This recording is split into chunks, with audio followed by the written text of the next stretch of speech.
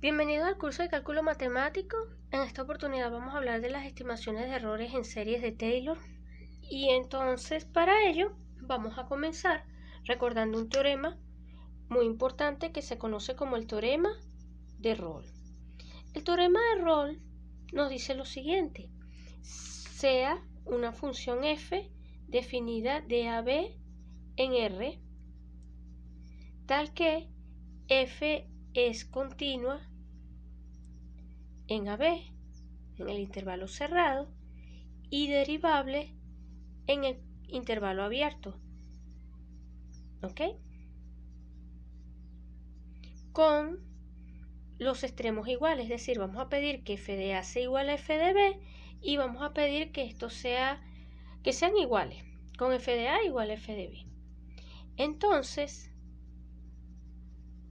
existe al menos un valor C, no tiene por qué ser único, pero bueno, existe al menos un valor C perteneciente al intervalo AB para el cual se cumple esto que está acá: f' de C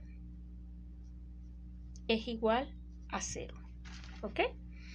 Eso es lo que nos dice el teorema de Rolle. Este es un teorema muy intuitivo en el cual establece que si nosotros tenemos, por ejemplo, una función que sea continua y derivable en este intervalo, tal que aquí y aquí ellas valgan igual. Bueno, supónganse que fuese una cosa así: este es f de A y este es f de B.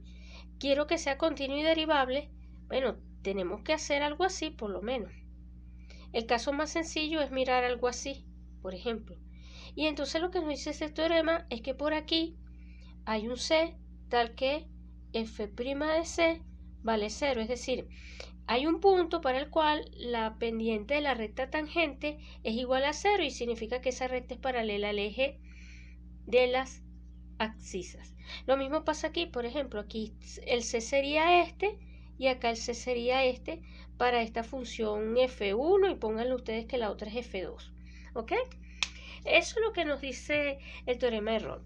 Ahora, del teorema de Rolle se deduce el teorema de Taylor.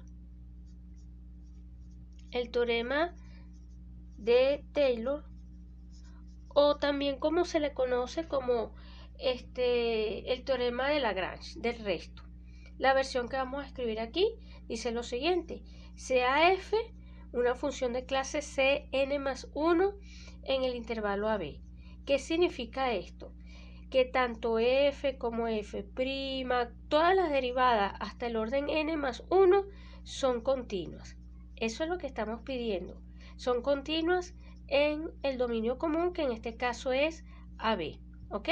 Estamos pidiendo continuidad y la función tiene que ser derivable n más 1 veces y todas sus derivadas continuas. ¿Ok? Sea entonces x perteneciente a B fijo e arbitrario, ¿no? Ahí vamos a tomar un puntico cualquiera.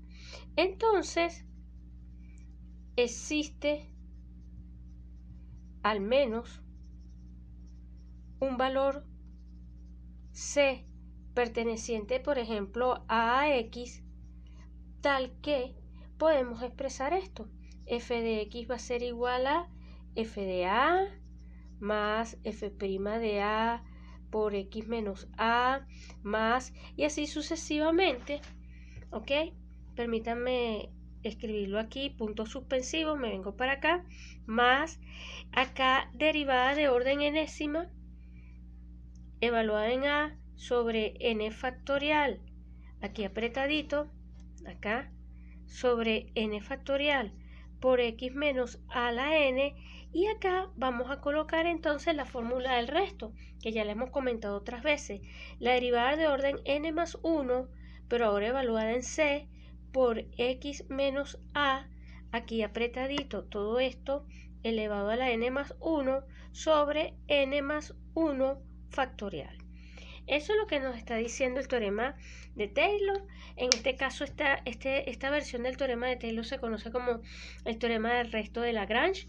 Y lo que nos establece este teorema es que si nosotros entonces estamos trabajando aquí en el intervalo AB, escogemos un X por aquí y construimos por acá nuestra región, nosotros podemos expresar f de X como la suma de un polinomio de grado n que va a depender de f y de la función, más un cierto error o un cierto resto de orden n más 1, que también va a depender de a y de la función, pero va a estar evaluado en C.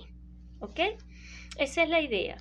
Entonces, muy brevemente les comento, porque es importante tener claro por qué aparece ese C. Porque el teorema de Taylor se deduce al teorema de Rolle, porque para la demostración se introduce esta función, vamos a llamarla h de i, definida como g a la n más 1 de i menos, y acá colocamos este cociente, x menos i entre x menos a, todo esto elevado a la n más 1 por g n más 1 de a.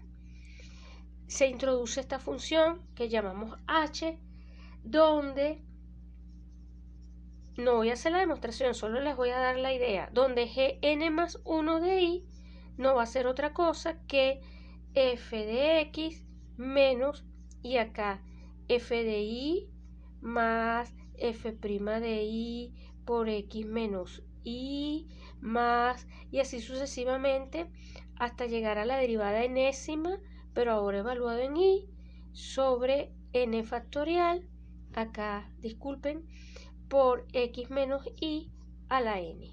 ¿Ok? Tendríamos esta expresión que está acá. Entonces se define esta función h de esta manera, donde gn no es otra cosa que el desarrollo de las derivadas multiplicadas por los polinomios, pero en este caso x menos i a la n. ¿Ok? Y entonces se verifica que esta función h satisface Rolle. Para esta función h se verifica que h es continua, es una función continua, h es derivable, esta función va a ser derivable, y además se tiene que h de a, por la definición, por la misma definición que h de a es igual a h de x, porque aquí disculpen que no haya sido más precisa, pero si este es mi intervalo AB, aquí fijamos un x, nuestro parámetro y va a habitar aquí adentro. ¿Ok? Y entonces estamos aplicando el teorema de Rolle en el intervalo AX. ¿Ok? Entonces se verifican estas tres condiciones, que h es continua, que h es derivable, que h de a es igual a h de x, y por lo tanto existe al menos un C perteneciente en este caso a AX, tal que h' de C vale 0. Pero cuando entonces se sustituye por definición quién es h' de C, obtenemos el desarrollo de Taylor. Es decir, de las definiciones de h y de g, h' de C igual a 0 va a implicar entonces esta igualdad, que n más 1. Ya esto es sustituyendo quién es h' de C y quién es g y todo aquello. Aquí me quedaría x menos a la n más 1, esto elevado a la n, este elevado a la n más 1, multiplicado por gn más 1, pero ahora evaluado en a, menos, aquí lo escribo aquí abajo, x menos a la n más 1 entre n más 1 factorial multiplicado por f a la n más 1 evaluada en c, todo esto es igual a 0. Y esto va a implicar entonces, entre otras cosas, como todo esto es igual a 0, vamos a obtener que de aquí, despejando, tenemos que g a la n más 1 de a va a ser, va a ser entonces x menos a la n más 1 por f a la n más 1 en c sobre n más 1 factorial. ¿Ok? Y esto va a implicar el enunciado del teorema de Taylor, repito, porque esto nos va a permitir escribir entonces f de x como f de a más f' de a por x menos a, y así sucesivamente, más sigo hasta el enésimo el enésimo factor. Aquí quedaría entonces en a sobre n factorial por x menos a la n más el último factor, que es el resto, que en este caso sería fn más 1, pero ahora evaluado en c, por x menos a la n más 1, perdón, sobre n más 1 factorial. ¿Ok? Ya lo hemos dicho varias veces en estos casos, pero esto es importante. Esto es importante porque nosotros nos vamos a quedar con el resto para hacer las estimaciones con errores. ¿Para qué se utiliza esta fórmula? Bueno, vamos a plantear un ejemplo o un ejercicio. Un primer ejemplo sería hallar el valor de raíz cúbica de 120, por ejemplo, con 3 cifras de exactitud.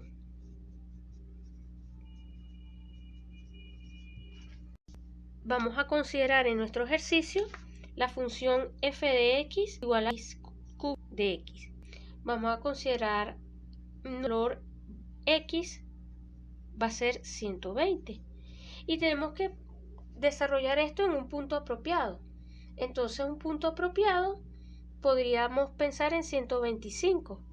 O sea, por acá está 120, por acá nos colocamos en 125 y 125 porque 125 es lo mismo que 5 a la 3. Entonces la raíz cúbica de 125 no va a ser otra cosa que 5. ¿Ok? Entonces, claro, nos interesa tomar la razón a igual a 125, ¿ok? Y lo que queremos es que el error de esta función en este punto para un determinado n, ese error, en este caso no en cualquier x, nos interesa mirar entonces en 120, sea menor que 0,0001, ¿ok? Claro, en realidad aquí no va a ser tan exactamente en 120, repito, porque vamos a trabajar con un c que va a estar aquí adentro. Pero bueno, vamos a ir precisando eso mejor. Entonces queremos buscar un n apropiado, apretar las cosas, importante o puede. Pero bueno, en este procedemos. F' de x sería entonces x a la menos 2 tercios entre 3. F segunda de x sería entonces 1 tercio por menos 2 tercios por x y me quedaría a la menos 5 tercios, porque resto a menos 2 tercios le resto 1. F tercera de x sería igual entonces a 1 tercio por menos 2 tercios por menos 5 tercios, y acá va a quedar x elevado a la menos 8 tercios, ¿ok? Menos 8 tercios. Y así sucesivamente. Yo creo que con estas tres va a ser más que suficiente. Entonces tenemos nuestras derivadas, ando con la tercera derivada. ¿Quién sería nuestro error de n evaluado en 120? Nuestro error en este caso es sub 3 de 120. E sub 3 de 120 sería entonces mirar la tercera derivada. Habíamos quedado que era mirar la tercera derivada en x. En este caso, por el teorema, existe un c perteneciente. En este caso sería el intervalo, pongámosle 120, 125, para el cual, tal que el error va a ser entonces dado de esta manera. Fíjense, el error aquí nos quedaría, recordamos que la tercera derivada era, voy a irla escribiendo acá, 1 tercio por menos 2 tercios por menos 5 tercios, Y acá escribimos c elevado a la menos 8 tercios. Acá, aunque se ve apretado, esto es menos 8 tercios, ¿ok? Este exponente que está acá. Menos 8 tercios. Y entonces nos quedaría el factor que es la diferencia. O sea, por x menos a, que en este caso sería por 5 a la 3. Porque acá serían 125 menos 120, 5 a la 3, ¿ok? Me desenfoqué otra vez, disculpen. Por 5 a la 3. Aquí apretadito, vamos a ver si lo puedo colocar aquí apretadito. Por 5 a la 3. Y entonces cuando estimemos, tomamos el módulo de esto, e a la 3 de 120 es sub 3. Bueno, aquí hay que apretar un poco las cosas. Entonces fíjense, la idea es, antes de apretar, estamos parados en 120, aquí está 125, por acá está 125, y la idea es estimar un poquito más hacia la izquierda. Vamos a pararnos en 64. ¿Por qué? Porque sabemos que cuando saquemos la cuenta, 64 es 4 a la 3. ¿Ok? Es el otro número. Entonces, la función, como esto es un exponente negativo, esto es decreciente. En consecuencia, esto que está aquí va a ser menor o igual en módulo. Aquí quedaría 10 por 27. Acá al sustituir tenemos 64 a la menos 8 tercios. ¿Por qué otra cosa? Para ver. Por 5 a la 3. ¿Ok? Y si nosotros desarrollamos esta cuenta, porque entonces fíjense, 4 a la 3 por 8 tercios, esto es más o menos, así como que si escribimos esto así, esto es aproximadamente, esto se los dejo a ustedes para que salgan los detalles, 0.000117.